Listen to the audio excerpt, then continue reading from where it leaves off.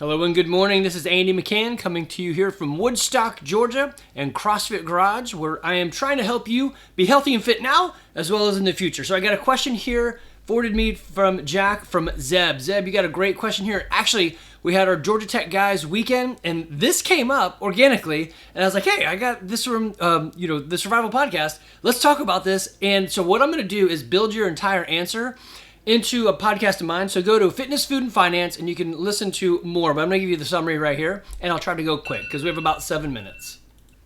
All right, so here we go. Good morning. Can you stand too much utilizing a standing desk while working? So the short answer is yes, but and kind of no. Really, it always comes back to what Jack says. It depends. I work from a desk 8 to 10 hours a day. I have a standing desk and try as much as possible while working to stand up. Is there any point at which you would be advised for me to less or maybe break it up? That's basically the question. And the answer is, Zeb, yeah, that's exactly correct. I would break it up. So I'm going to give you some ideas, and again, I'll flush this fully out over on my side, but here's what you're trying to do. Your body is the ultimate adaptation machine. You can eat vegan and it'll adapt. You can eat carnivore and it'll adapt. Of course, I think carnivore is a better way to go, but you could do ultra running and your body will move to that degree. You could do nothing and your body's tendons will shriek up like, there was a question the other week on that, like, hey, I haven't really done much, but I do stuff on my homestead, but I feel like I'm not able to move as well. And that's just, yeah, that's correct. Your body is going to adapt. So I love that you're at a stand-up desk. So you're going to sit down, you're going to stand up. Here's the easy answer. Break it up to where comfortability is sort of being pushed, but you're not really bothering yourself. So you said something about lower back pain? And the answer is yes. You're going to get pain in anything you do when you change up your routine, especially if you're changing it up for that amount of time. So basically a third of your day is now doing whatever it is you weren't doing before. So sitting, you do a lot. Standing, we don't unless you have that type of job and you build into it. And so there's easy things you can do for that back pain or just to minimize some of that or grow into it. And I think it is awesome to have a stand-up desk. Guys, do this. I actually got a link I'll put in the show note, or I'll give to Jack and he can put it in the show notes. I got a couple things for you guys on this. So in addition to lower back pain, you may notice your feet swell a bit. Salt may help this. And you may also notice just some other joint pain. It's just lack of use. You're pushing on the edges of comfortability. This is a good thing. What I would do is set a timer, and every 30 minutes or so, stand up to the height and then lower it to the sitting height. So you're going back and forth. Does it have to be 30 and 30? No. Maybe 45 minutes of standing. It's just giving yourself a break. I'd also do a few other things to help out. The super easy one is while you're standing, shift your weight from side to side. That's kind of like simulating a suitcase carry. This is good for you. It'll help create less imbalance on each side, oddly enough, because it's strengthening the other side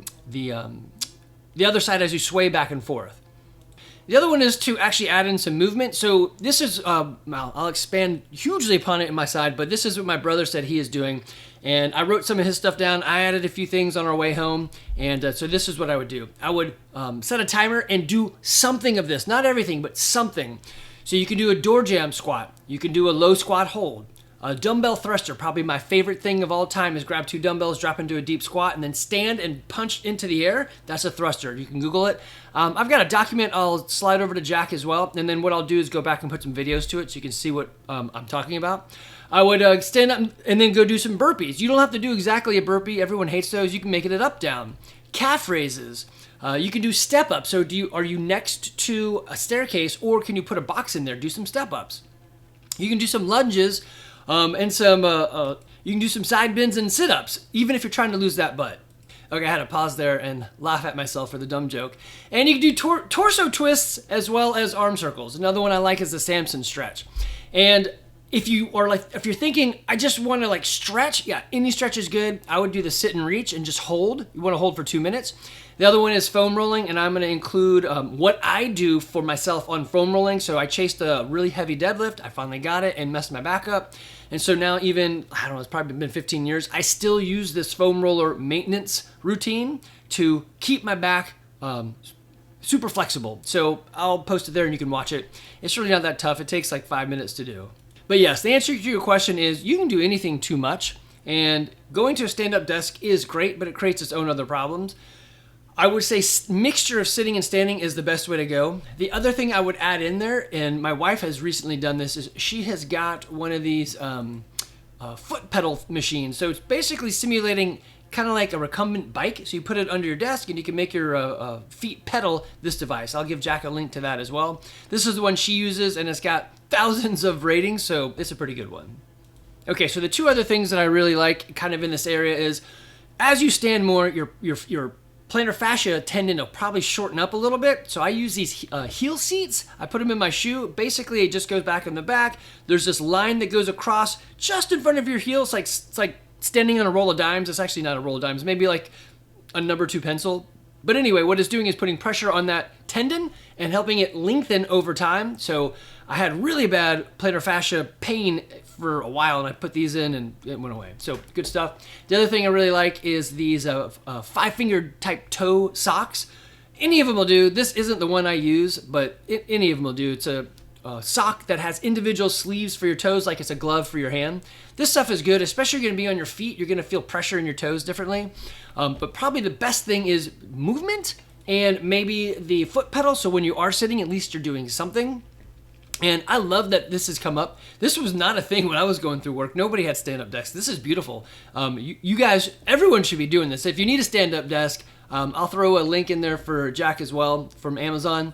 This has got the most reviews and ones that several of my buddies use, and they love it. It's basically, it'll last. It's a desk. It does what it's supposed to do. It holds your stuff, but then it goes up and down, and it never fails. So I like that. I like having a thing that does what it says it does, and you don't have to worry about it.